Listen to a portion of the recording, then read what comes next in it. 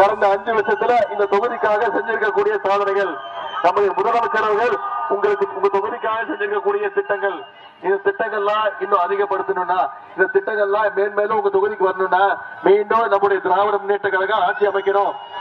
மீண்டும் நம்முடைய தலைவர் அவர்கள் முதலமைச்சர் நாற்காலியில் உட்காரணும். அதுக்கு மீண்டும் வர்ற 23ஆம் தேதி வாக்குச்சாவடிக்கு போய் நீங்க அத்தனை பேரும் உதயசூரியன் சின்னத்துல வாக்களிச்சு அந்த வில்வநாதன் அவர்களை சட்டமன்றத்துக்கு அனுப்புற செய்வீங்களா? அதுமாதிரி இங்க வரும்போது அந்த வில்வநாதன் அவர்கள் என்கிட்ட சில கோரிக்கைகள் வச்சிருக்கிறாங்க. அந்த கோரிக்கைகள் என்ன? குருராஜபாளையத்திற்கு சமூக நலக்கூடம் தேவை. அரங்கேற்றம் முதல் ஆந்திரா மாநிலம் வரை பேதூர் வரைக்கும் 10 கிலோமீட்டருக்கு சாலை போட வேண்டும். தோலப்பள்ளி காமராஜர்புரத்துல மயானம் செல்ல சாலை வசதி வேண்டும். சோமலாபுரத்துல வேண்டும். தோலப்பள்ளி காமராஜர்புரத்துல மயானம் செல்ல சாலை வசதி வேண்டும். சோமலாபுரத்துல தரைப்பாலம் அமைக்க வேண்டும். அகரம் கிராமத்துல கால்நடை மருத்துவமனை வேண்டும். பரங்கல் துர்கத்துல புதுசா செக் டேம் கட்ட வேண்டும். மாதனூர்ல நிரந்தர காவல் நிலையம் தேவை. ஆம்பூர் நகராட்சி பேருந்து நிலையத்தை புதுப்பிச்சு விரிவாக்கம் செய்யணும். இந்த கோரிக்கைகள்லாம் வில்வநாதன் அவர்கள் என்கிட்ட வச்சிருக்காங்க. நான் உங்களுக்கு எல்லாம் ஒரு வாக்குறுதி கொடுக்கிறேன். மீண்டும் நம்முடைய திராவிட முன்னேற்ற கழகம் ஆட்சி அமைஞ்ச உடனே இந்த அத்தனை கோரிக்கைகளையும் வில்வநாதன் அவர்கள் முதலமைச்சருடைய கவனத்துக்கு எடுத்து சென்று நிச்சயம் செஞ்சு கொடுப்பாரு. இந்த ஆம்பூர் தொகுதியில் பாத்தீங்கன்னா நிறைய சிறுபான்மை மக்கள் நிறைஞ்ச பகுதி. உங்களுக்கு தெரியும், சொல்ல வேண்டிய அவசியம் இல்லை.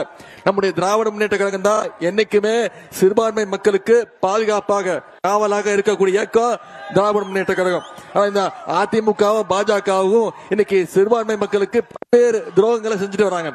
உதாரணத்துக்கு 2019ஆம் ஆண்டு உங்களுக்கு ஞாபகம் இருக்கும். 2019ஆம் ஆண்டு ஒன்றிய சிஏஏ என்ஆர்சி சட்டத்தை கொண்டு வந்தாங்க. சிறுபான்மை மக்களை பாதிக்கக்கூடிய சிஏஏ என்ஆர்சி சட்டத்தை கொண்டு வரும்போது நான் 2019ஆம் ஆண்டு முதல்ல தெருவில் இறங்கி போராட்டம் பண்ணி கைதான. என்ன போராட்டம்னா, அந்த சிஏஏ என்ஆர்சி சட்டத்தை கீழ்ச்செறிஞ்சு முதல் முறையா கைதானது நான் தான். இந்த உதயநிதி தான். அந்த உரிமையோடு உங்களை எல்லாம் நான் உதயசூரியன் சின்னத்திற்கு வாக்களிக்குமாறு கேட்டுக்கொள்கின்றேன்.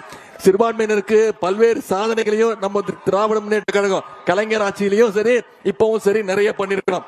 சிறுபான்மையினர் தொழில் முதலீட்டு கழகம் மூலம் 260 கோடி அளவுக்கு கடன் வழங்கப்பட்டிருக்கு. ஹஜ் யாத்திரைக்கு போகும் இஸ்லாமியர்களுக்கான மானியம் 10 கோடி ரூபாய் கொடுத்திருக்கிறோம். 3.5% உள் இடஒதுக்கீடு யார் கொடுத்தது? சிறுபான்மையினருக்கு கலைஞருடைய திமுக ஆட்சியில் கொடுத்தது.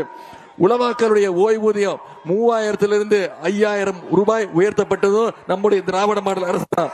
அதே மாதிரி இன்னைக்கு சென்னையில 40 கோடி ரூபாய் செலவுல ஹஜ் விடுதி கட்டப்பட்டிருக்கு. 3 மாசம் முன்னாடி நம்முடைய முதலமைச்சர் அடிக்கல் நாட்டாங்க. மீண்டும் நம்முடைய ஆட்சி அமைஞ்சு நம்முடைய முதலமைச்சர் அவர்களே உங்களுடைய ஹஜ் பயணிகள் கட்டடத்தை விரைவில் திறந்து வைப்பாரு. இதெல்லாம் நம்ம செஞ்சிருக்கக்கூடிய திட்டங்கள். ஆம்பூரில் துணை முதலமைச்சர் உதயநிதி ஸ்டாலின் பிரச்சாரம் மேற்கொண்டார். அந்த காட்சிகளை பார்த்தோம்.